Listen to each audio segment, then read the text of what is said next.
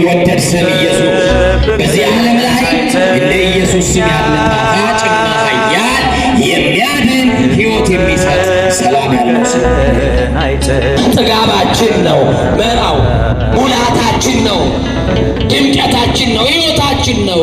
ሳንጠራው መዋል ማደር አንችልም። ኢየሱስ ክርስቶስ በድንግል ማርያም ልጅ በኢየሱስ ክርስቶስ በተክለ ሃይማኖት አምላክ ሚካኤል በፊቱ በሚቆምለት ገብርኤል በፊቱ በሚቆምለት መላእክት ተነጥፎ በሚያገለግሉት በኢየሱስ ክርስቶስ ስም ሞታችሁ በሕይወት ይቀየርላችሁ። መቆም አይችልም። ምርኩዝ እንኳን ቢያስጨብጡት መቆም የማይችል ሽባ ልምሾ የሆነ እግር ነበር ያለው። ይሄ ስም ሲጠራበት ግን ታጥፎ የነበረው እግሩ ተዘረጋለት። የናዝሬቱ ኢየሱስ የሚፈታ ስም፣ የሚያድን ስም፣ የሚፈውስ ስም፣ የሚፈታ ስም፣ የሚያቆም ስም ነው ያልኳችሁ ለዚህ ነው። በተለይ ቅዱስ ጴጥሮስና ቅዱስ ዮሐንስ ይሄንን ስም ደጋግመው ከክርስቶስ ትንሣኤ በኋላ ለዓለም ያስተዋወቁት ስም ነው። አንገታቸውን ለሰይፍ የሰጡበት ስም ነው። ቁልቁል የተሰቀሉበት የተገረፉበት ስም ነው። ይኸው ተራ ስም አይደለም የምነግራችሁ። ኢየሱስ ብላችሁ አንድ ጊዜ ደግማችሁ ትጠራላችሁ። እኔ ግን ደጋግሜ መሰክርላችኋለሁ። አሁን በዚህ ጉባኤ ውስጥ ማስቸግራችሁ ይህን ስም ብቻ እንድጠሩልኝ ነው። እስቲ ኢየሱስ በሉላታ። ስሙንም አትይዋለሽ ነው ያላት ለድንግል ማርያም። ቀድማ ኢየሱስ ብላ የጠራችሁስ ማን ናት? እና ታዲያ እስቲ ኢየሱስ በሏ። አይሰማም? እስቲ ኢየሱስ በሏ። አትሸማቁ። በጣም ፍርሃት ውስጥ ያላችሁ ሰዎች ከፍርሃት ነፃ ትወጣላችሁ። ኢየሱስ በሉ እስቲ ድጋሚ ድገሙ እስቲ። አሁንም ድገሙ። እማንጠራው ይመስላችኋል? ምናፍርበት ይመስላችኋል? ከኢየሱስ ውጭ አለ? ከኃጢአት ደዌ የሚፈውስ ከሱ ውጭ አለ? ከኃጢአት ሰንሰለት የሚፈታ ከሱ ውጭ አለ? የፈታችሁ ማን ነው? ያዳናችሁ ማን ነው? ክብር ለስሙ ይሁን። ትውልዱ እያመነበት ነው። ስለዚህ በዚህ ስም እየሰበክን ነፍሳትን ወደ ክርስቶስ መንግስት እንመልሳለን። ተሸበሩ፣ ጭንቀት ሆነ። ኢየሱስን እኮ ከዚህ በኋላ በስሙ ታምራት አይደረግም፣ ገድለነዋል፣ ሰቅለነዋል ብለው ሲናገሩ ነበረ።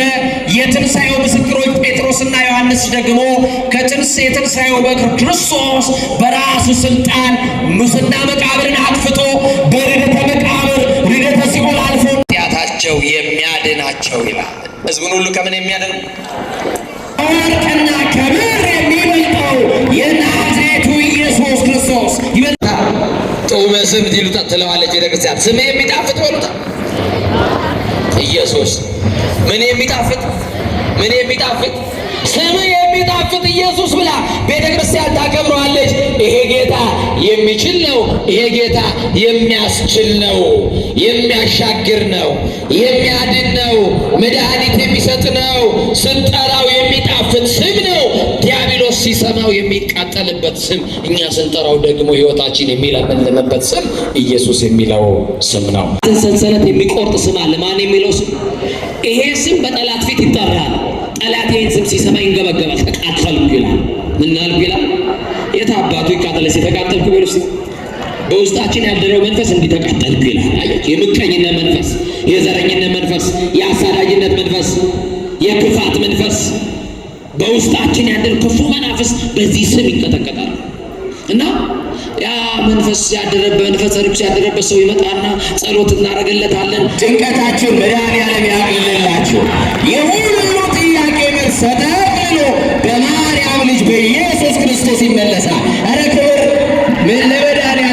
ጥያቄያችንን ለሚመልስ ይኸው ወገኔ እመነኝ፣ ያንተን ጥያቄ ገንዘብ አይመልሰውም። እናቴ እህቴ፣ ያንቺን ገንዘብ ስልጣን አይመልሰውም።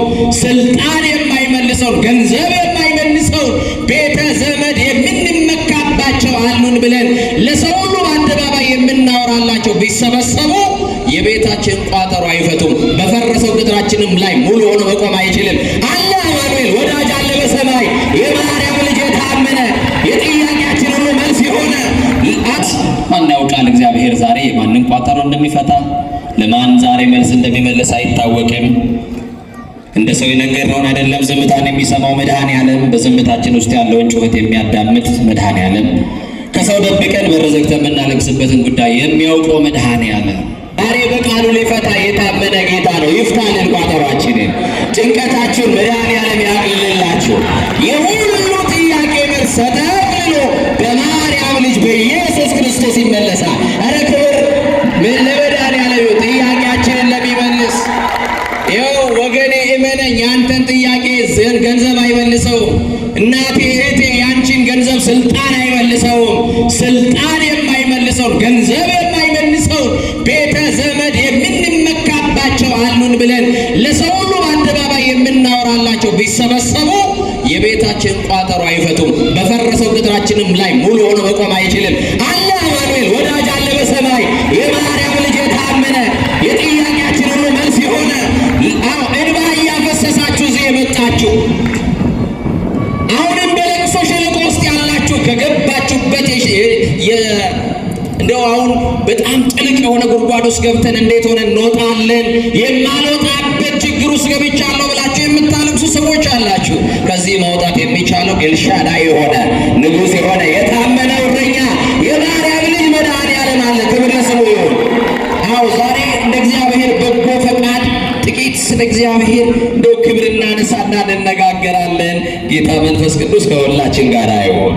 የሐዋርያት ሥራ ምዕራፍ 4 ቁጥር 16 ላይ ያለውን መለኮታዊ ሐሳብ አንስተን ጥቂት አብረን እንቆያለን። ጌታ መንፈስ ቅዱስ ከሁላችን ጋር ይሁን። ለትምህርታችን መነሻ ርዕስ የምናደርገው እንሸሽገው ዘንድ አንችልም ይላል። እስቲ ከኔ ጋር አብሩ።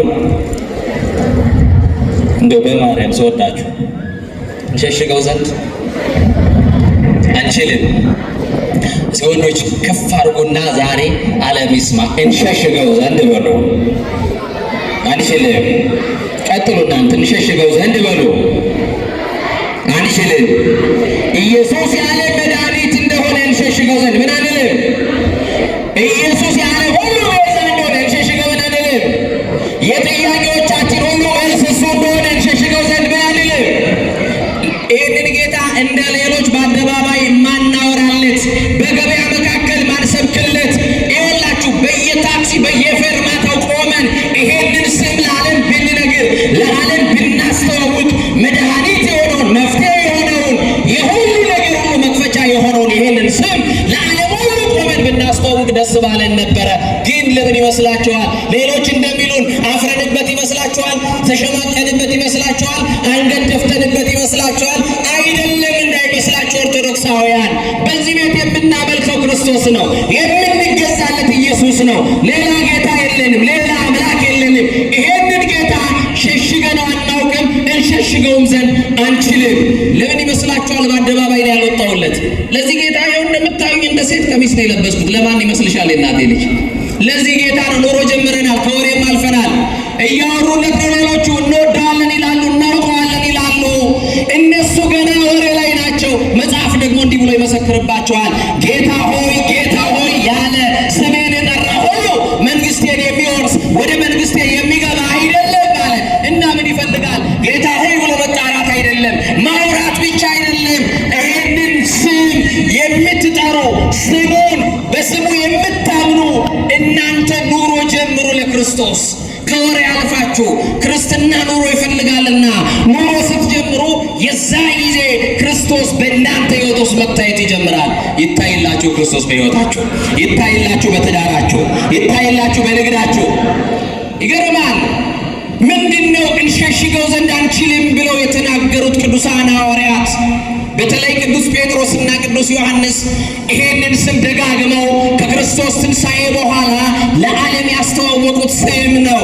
አንገታቸውን ለሰይፍ የሰጡበት ስም ነው። ቁልቁል የተሰቀሉበት የተገረፉበት ስም ነው። ይኸው ተራ ስም አይደለም የምነግራችሁ። ኢየሱስ ብላችሁ አንድ ጊዜ ደግማችሁ ትጠራላችሁ። እኔ ግን ደጋግሜ መሰክርላችኋለሁ። አሁን በዚህ ጉባኤ ውስጥ ማስቸግራችሁ ይህንን ስም ብቻ እንድጠሩልኝ ነው። እንደውም ማርያም ደስ አይላትም? ዛሬ ልጇን ስንጠራላት ደስ አይላትም? እስቲ ኢየሱስ በሉላታ። ስሙንም አትይዋለሽ ነው ያላት ለድንግል ማርያም። ቀድማ ኢየሱስ ብላ የጠራችውስ ማን ናት? እና ታዲያ እስቲ ኢየሱስ በሏ። አይሰማም? እስቲ ኢየሱስ በሉ። አትሸማቁ። በጣም ፍርሃት ውስጥ ያላችሁ ሰዎች ከፍርሃት ነፃ ትወጣላችሁ። ኢየሱስ በሉ እስቲ ድጋሚ ድገሙ እስቲ።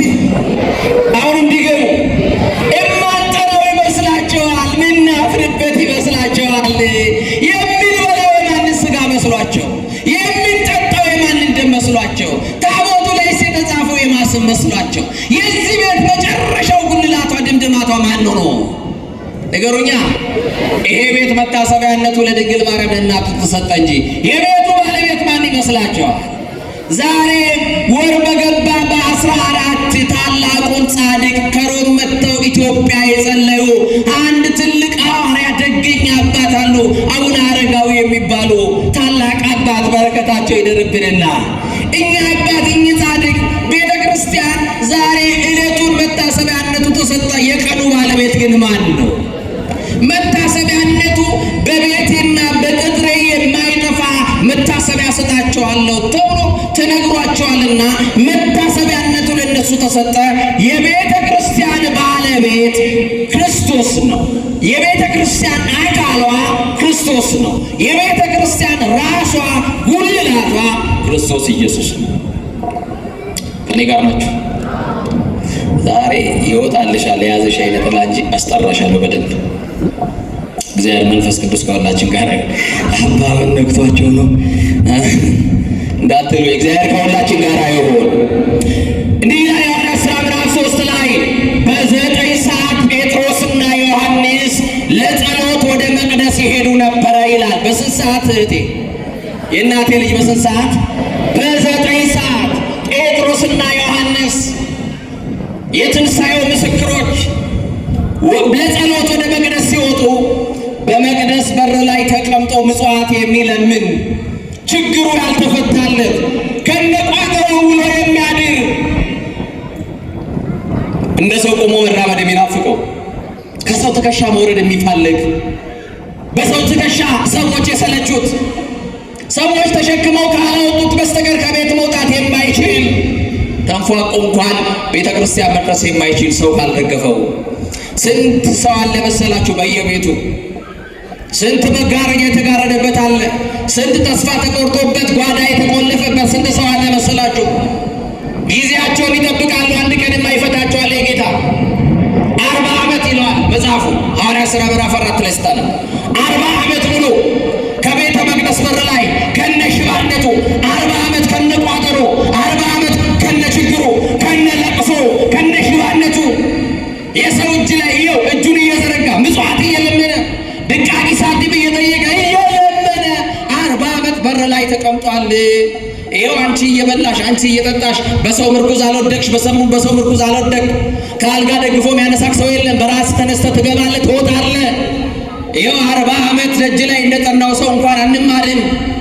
ከጎደለብን እግዚአብሔር ትቶናል ብለን ተስፋ እንቆርጥበታለን። ከደግሞ ጉድለታችንን አይቶ ደግሞ ለጥያቄያችን መልስ ሰጥቶ ቤታችን ሲባረክ በረከት ወደ ቤታችን ሲመጣ ደግሞ እግዚአብሔር ባረከን አንልም፣ አናመሰግነው። ችግራችንን ለእግዚአብሔር ነግረን ደግሞ ደስታችንን ለዓለም ሄደን እናካፍላለን። አንዳንድ ጊዜ በራሳችን ጥረት በራሳችን ስኬት በጣም አሁን ያለንበት ሕይወት የራሳችን ጥረት የታከለበት ይመስለናል። እግዚአብሔር እዚህ እንዳደረሰን እንረሳለን። ከትቢያ እግዚአብሔር እንዳነሳን እንረሳለን። ስንት የሞት ደብዳቤዎችን እግዚአብሔር እንደቀደደልን እንረሳለን።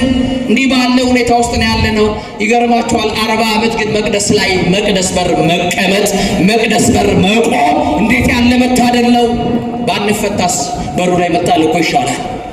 ባይመለስስ ጥያቄ መቅደሱ በር ላይ ብንተኛስ? ቤትን ተው፣ ቤተ መቅደስ በር ላይ ግቢም አይደለም አውደ ምሕረቱም ላይ አይደለም ደጀ ሰላምም አይደለም ከቤተ መቅደሱ በር ላይ አጥሩ ስር ወድቆ መጣል። የእነ አባ ዘካርያስ ታሪክ እኮ ስንክሳሩ የሚነግረን ይሄንን ነው። 45 ዓመት ብሎ ከደጅ ተጥለው ከብቃት የደረሱ ከጸጋ የደረሱ እውር እስከ ማብራት ድረስ ነዳይ መስለው በመጸለያቸው አያችሁ፣ ለማይመስለው ድቃቂ ሳንቲም የሚለምኑ መስለው በመጸለያቸው ለዓለም ተደብቀው አያችሁ፣ ከጸጋ የደረሱ ብዙ አባቶች አሉ።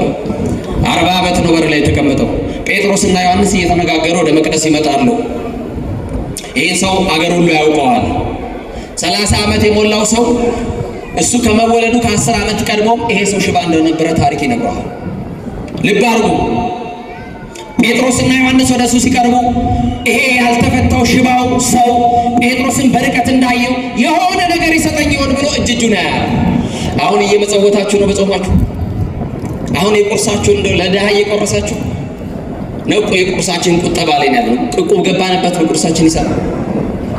ነገሩኛ ለፋሲካ በሬ መግዣ በጣም እኮ የሚያሳዝን።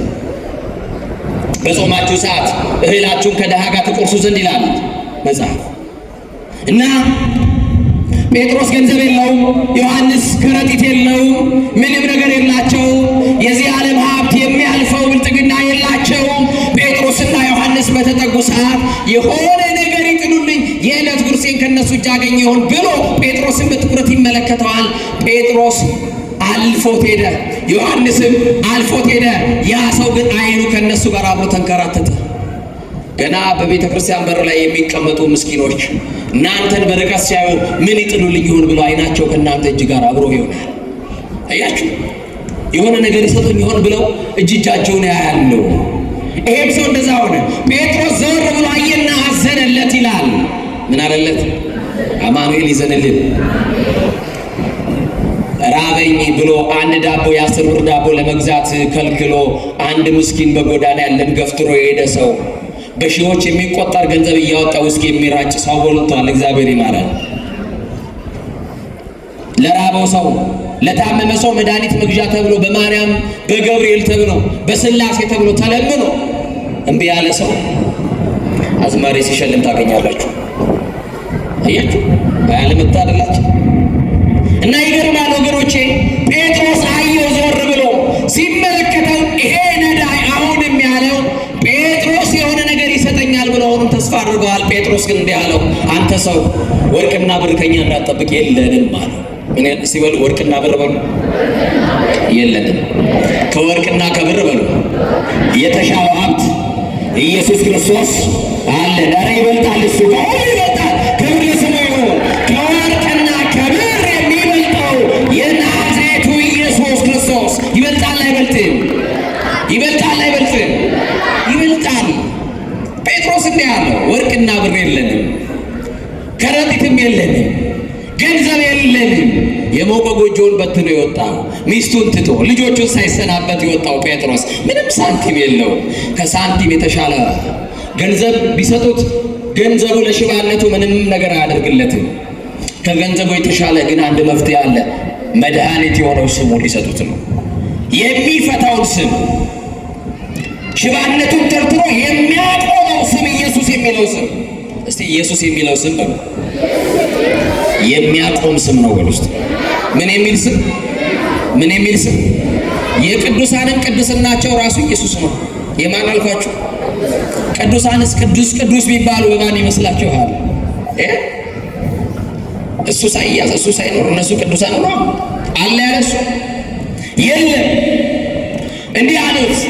ዘወር ብለው ወደ እሱ ተመለከቱና በናዝሬቱ በኢየሱስ ክርስቶስ ስም ተነሳና ተመላለስ አሉት። እስቲ በናዝሬቱ በሉ። በኢየሱስ ክርስቶስ ስም በማን አላችሁ? ድገሙ በደንብ። በማን? በናዝሬቱ በሉ እንጂ በኢየሱስ ክርስቶስ ስም። እስቲ ወንድሞቼ እናንተ በናዝሬቱ በኢየሱስ ክርስቶስ ስም በሉ። ከስጦታ ይበልጣል አይበልጥም? ከገንዘብ ይበልጣል አይበልጥም? ከወርቅ ይበልጣል አይበልጥም? ከዛስ በዚህ ስም ተነሳ አለው። እጁን ይዞ አልሳበው፣ አልጎተተው፣ አላነሳው። እግሩ 40 ዓመት ሙሉ እንደታጠፈች አልተዘረጋችም።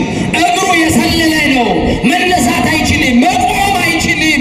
ምርኩዝ እንኳን ቢያስጨብጡት መቆም የማይችል ሽባ ልምሾ የሆነ ነገር ነበር ያለው። ይሄ ስም ሲጠራበት ግን ታጥፎ የነበረው እግሩ ተዘረጋለት። የናዝሬቱ ኢየሱስ የሚፈታ ስም፣ የሚያድን ስም፣ የሚፈውስ ስም፣ የሚፈታ ስም፣ የሚያቆም ስም ነው ያልኳችሁ ለዚህ ነው። ምን የሚል ስም?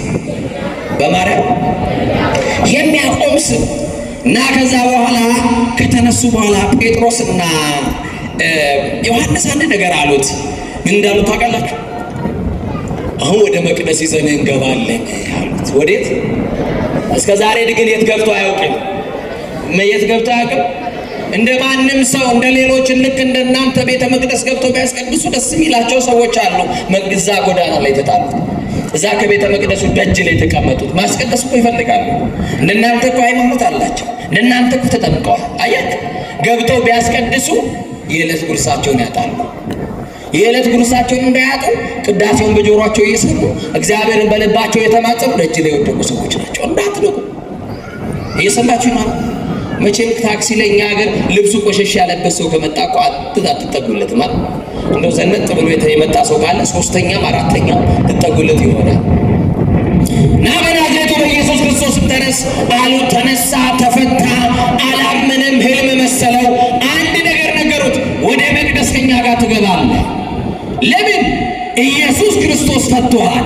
ኢየሱስ ክርስቶስ አቁሞሃል። ኢየሱስ ክርስቶስ ፈውሶሃል። ያዳነህን ጌታ ትመሰክርለታለህ። የፈታህ ጌታ ማን እንደሆነ ልብ አድርጉ። መዳናችን ተጠቅልሎ የተቀመጠው በሱ እጅ ነው። በማን እጅ? ቅዱስ ዳዊት በመዝሙር 3 ላይ ማዳን የእግዚአብሔር ነው ይላል። ማዳን የማን? ማዳን የማን? ስለዚህ ያዳነህን ጌታ ገብተህ በመቅደስ አምልከኸው፣ አወድሰኸው፣ ሰግደህለት፣ ዘምረህለት በህዝብ መካከል እናንተ በበደላችሁ የሰቀላችሁት የናዝሬቱ ኢየሱስ እሱ በራሱ ስልጣን ምንም ማስነሽ ሳይፈልግ የተነሳው የትንሣኤያችን በግ ኢየሱስ ክርስቶስ በዚህ ስም ዛሬም ተፈትቻለሁ። እናንተ ገለነዋል ብላችሁ ትፎክራላችሁ። አይሁዳውያን ሰዱቃውያንን ትንሣኤ ሙታን የለም ትላላችሁ። ጴጥሮስና ዮሐንስ ግን በኢየሱስ ክርስቶስ ስም ፈተው አቁመውኛል። ስለዚህ የሚፈታውን ስም አግኝቻለሁ። የሚያድነውን ጌታ ዛሬ ተዋውቄዋለሁ። በዚህ ጌታ ለማመን ክስረት ነው። በጨለማ ያላችሁ በኢየሱስ ክርስቶስ ማመን ምርጫ የሌለው ምርጫ ነው። ይሄንን ስብከት ሊሰብክ ከጴጥሮስና ከዮሐንስ ጋር ወደ ቤተ መቅደስ ገባ።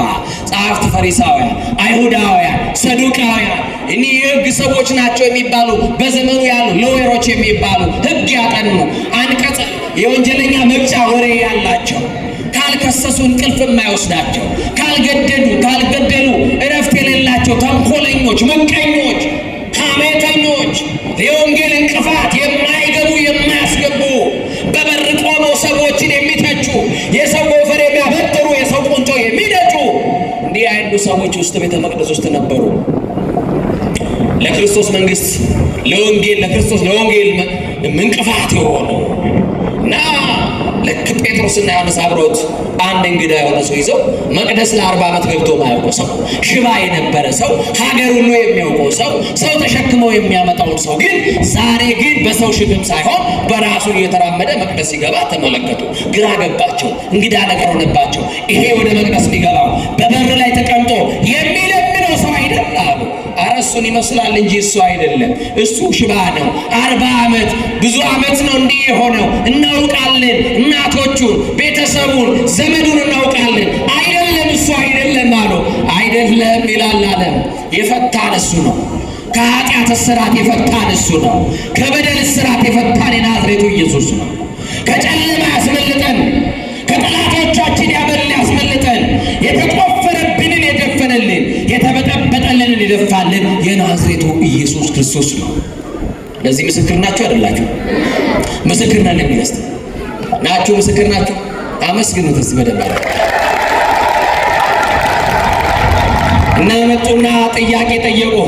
ዮሐንስንም ጴጥሮስንም ይሄ ሰው እናውቃለን፣ መቅደስ ላይ የተቀመጠው ያሽባው ሰው አይደል ይላሉ። እሱ ሙሉ ሰው ነው፣ ጠይቁት እንጂ እሱ ይነግራቸዋል። እኛ አይደለንም ስለነሱ የምናብራራው። ጠጋ ብላችሁ ጠይቁት። ማነ ምንድነ፣ ከየት መጣ፣ እንዴት በእግር ልትቆም ቻልክ ብላችሁ ጠይቁት፣ እሱ ይነግራቸዋል።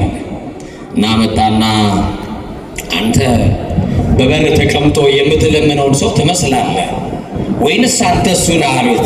አዎ እኔ በደጅ ላይ ተቀምጬ ምጽዋት የምለምነው እኔ ነኝ። ሁላችሁ ታውቁኛላችሁ። ለ40 ዓመት ሰዎች ናቸው ከቤት እያወጡ እዚህ ያስቀምጡኝ። ልክ ደግሞ ሲመሽ ደግሞ ተሸክመው ወደ ቤቴ የሚያደርሱኝ ሰዎች ናቸው።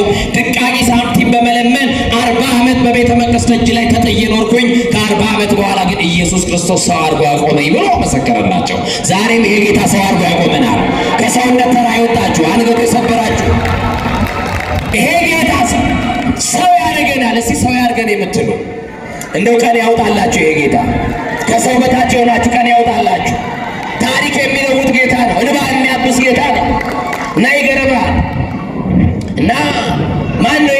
ትላለህ? ማን ነው ያዳነኝ ትላለህ? የጴጥሮስ ጌታ ፈታኝ፣ የዮሐንስ አምላክ ፈታኝ፣ የማርያም ልጅ ኢየሱስ ክርስቶስ አዳነኝ፣ በስሙ ጉልበት ተፈታሁ አለ። ዛሬም የስሙ ጉልበት የጠላትን እስራት ይፍታላችሁ። ኢየሱስ ክርስቶስ የሚለው ቃል ራሱ የሚፈታ አይደል? የስሙ ጉልበት የመተተኛን እስራት ይፍታላችሁ። ደጋሚዎች የተበተቡትን እስራት ይፍታላችሁ። ጠንቋይና ሟርተኛ ያሰረውን እስራት ይፍታላችሁ። ይኸው ትውልዱ ከታሰረበት እስራት ነፃ የሚወጣው በዚህ ስምና በዚህ ስም ብቻ ነው። እውነት አስብ። እውነት የሚል ሰው አባቶቻችን ካህናት የታመመ ሰው ወደ እነሱ ያመጣሉ። አንድ በክፉ መንፈስ የተያዘ ሰው ወደ እነሱ ያመጣሉ። አባቶቻችን ጸሎት ይጸልያሉ። ምን ይጸልያሉ? ጸሎታቸው ሲጀምሩ በማስም ብለው የማንን ስም ይጠራሉ? ንገሩኝ እንጂ። ልዩ ሶስት አብ ወልድ መንፈስ ቅዱስ ብለው ሥላሴን ይጠራሉ። ቅዱሳንም ቢያማልዱ በሥላሴ ነው መንገዱ። ሥላሴ ይቀድማል። እውነት አስብ። ሥላሴ ይቀድማል አይቀድምም? ዛሬም በመንገዳችሁ ሥላሴ ይቅደምላችሁ እና የሥላሴን ስም ይጠራሉ። ከዛ በኋላ ኪዳኑን፣ ሊጦኑን፣ ለትምህርተ ኅቡዓቱን ይደግሙና በዛ በጸለዩበት ማይድጋም ላይ ስመ እግዚአብሔር በጠሩበት ውሃ ላይ እፍ ብለው በመስቀል አማትበው ባርከውት እንዲህ ብለው ያጠምቋቸዋል። ትውልድ ሁሉ በሚፈታበት ስም በኢየሱስ ክርስቶስ ስም ብለው እናንተ ከታሰራችሁበት እስራት በውስጣችሁ ያደረውን ክፉ ጋኔን ያስሩላችኋል። ጠላት ዲያብሎስ የሚታሰርበት ስም ኢየሱስ ክርስቶስ ነው። ይሰርላችሁ። ያስጨነቃችሁን ያስጨንቅላችሁ።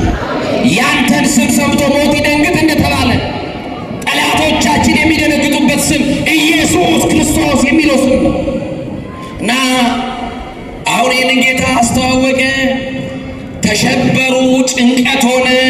ኢየሱስን እኮ ከዚህ በኋላ በስሙ ታምራት አይደረግም፣ ገድለነዋል፣ ሰቅለነዋል ብለው ሲናገሩ ነበረ። የትንሣኤው ምስክሮች ጴጥሮስና ዮሐንስ ደግሞ የትንሣኤው በኩር ክርስቶስ በራሱ ስልጣን ሙስና መቃብርን አጥፍቶ በርደተ መቃብር ርደተ ሲኦል አልፎ ነፍሳትን ነፃ አውጥቶ ወደ ሰማይ አድርጓል።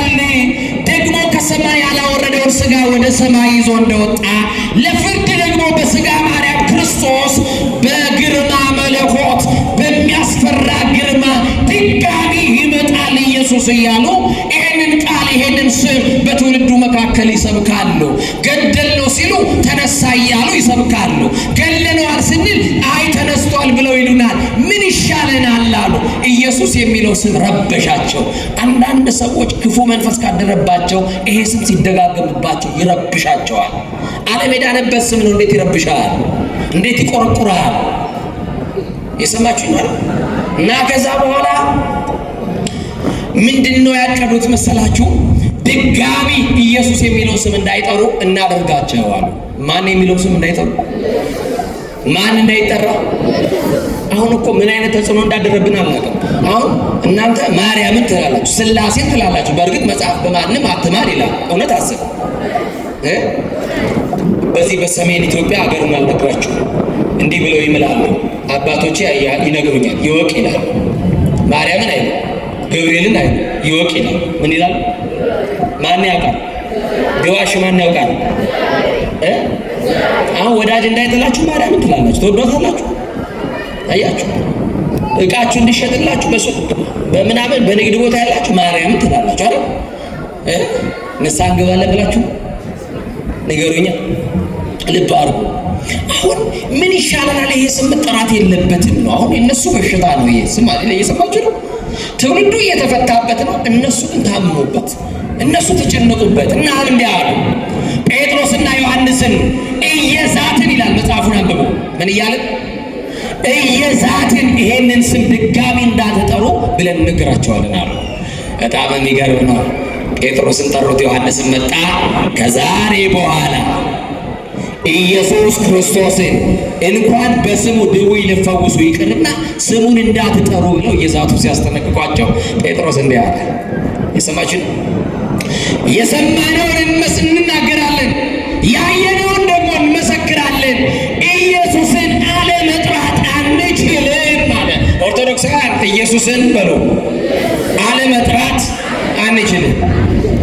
ምን አለ ማለት ይኸው ጴጥሮስ መጥራት በቃ አትጥራው ብላችሁኛል፣ ይሄንን ደግሞ አለመጥራት አልችልም። ለእኔ ሰላሜ ነው ጠራዋለሁ። ሰላማችሁ ነው አይደለም? ለእኔ በረከቴ ነው ጠራዋለሁ። ሰው የሆንኩበት እሱ ነው።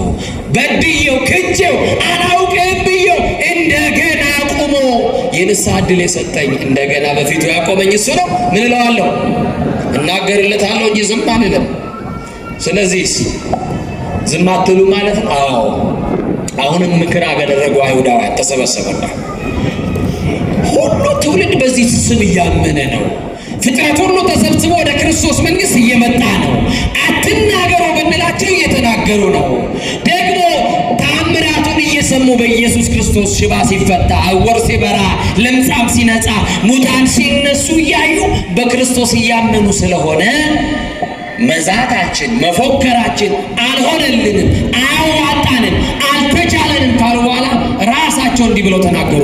እንሸሽገው ዘንድ አንችልም አሉ። ምን እንለው ዘንድ? ምን እንለው ዘንድ? የተገለጠ ስም ነው። ምን ያለ ስም? የተገለጠ ስም። መድኃኒት ሆኖ ዓለም ያወቀው ስም ነው። ትውልዱ የሚፈታበት ስም ነው። ከሰማይ በታች ለድነት የተሰጠን ስም ይሄ ስም ነው። ጉልበት ሁሉ ለስሙ ይስገድ ይንበርከክ ተብሎ የተጻፈለት ጌታ ኢየሱስ ነው። ከማር የሚጣፍጥ ስም፣ ከሽቱም የሚወደድ ስም ኢየሱስ። በዚህ ዓለም ላይ እንደ ኢየሱስ ስም ያለ ጣፋጭና ኃያል የሚያድን ሕይወት የሚሰጥ ሰላም ያለው ስም የለም። አለ? ካለ ንገሩኝ። አለ? የለም። ምድራዊ ማር ታውቃላችሁ፣ ጣፋጭ ነው። እዚህ ምድር ላይ ጣፋጭ በምን ትለካላ? በምን ትናገራላችሁ? አሁን ስኳር አይደለም የምትሉት። መጀመሪያ ጣፋጭ ለእናንተ ብትሉ ማር ትላላችሁ። ምንድነው አልኳት? ማር ቴስት የምታረጉት ምላሳችሁ ላይ ነው። ቀምሳችሁ የምታውቁት በምላሳችሁ ነው። ምድራዊ ማር ምላስን ብቻ ያጣፍጣል። ኢየሱስ ደግሞ የኑሮን ምሬትን የሚያጣፍጥ ከማር የበለጠ ማር ነው። ስለዚህ ይህንን ስም አለመጥራት አልቻሉም። ይሄ ስም ትውልድ እየፈታ ነው። በዚህ ስም ትውልዱ እያመነበት ነው። ስለዚህ በዚህ ስም እየሰበክን ነፍሳትን ወደ ክርስቶስ መንግሥት እንመልሳለን። ኢየሱስ የሚለው ስም መራራ ሕይወትን ወደ ጣፋጭነት የቀየረ ስም፣ በሐዘን ለተሰበረ ልብ ብርታት፣ ለደከመ ነፍስ ኃይል የሆነ ስም ነው። ታውቃላችሁ፣ ሽቱ ታውቃላችሁ። መዓዛቸው በጣም በዓለም ላይ የተወደዱ በጣም ትልቅ ብራንድ ያላቸው ሽቶዎች በ100,000 እና ከዛ በላይ በሀገራችን ሽቶ ሊሸጥ ይችላል።